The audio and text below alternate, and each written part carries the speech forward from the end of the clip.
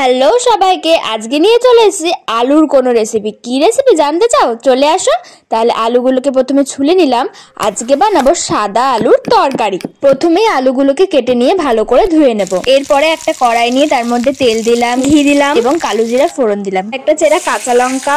মজা করে ভিডিও করছি, ও মা দেখি কি ভিডিওই হয়নি। ভাগ্যিস পরে আমি দেখতে পেয়েছি যে অল্প একটু ভাগ্যিস হয়নি, নাহলে পুরো ভিডিও করে যেতাম, হতো না। মানে সত্যি তাও ভাগ্য ভালো যে দেখেছি। তো গিয়ে দেখি যে ওইটুকুনি ক্লিপ হয়নি। তারপরে আমি ভিডিওটাকে অন করে আবারও স্টার্ট করে ফেলি। কালো জিরা ফোড়নের মধ্যে তারপরে সব আলুগুলো আমি দিয়ে দিই। এরপরে ভালো করে নাড়িয়ে চাড়িয়ে একটা কেটে রাখা টমেটো দিয়ে দিই। এই রান্নাটায় টমেটোটা একটু বেশি দিও, কারণ কোনো মশলা কোনো কিচ্ছু পড়ছে না, তোমরা দেখতেই পাচ্ছ। খুব হালকা একটা রান্না। যারা যারা এখনো এই রান্নাটা করনি, কি করছো, করে ফেল আমারটা দেখে দেখে। লুচির সাথে যদি হয় সাদা আলুর তরকারি, উফ তোমরাই বলো।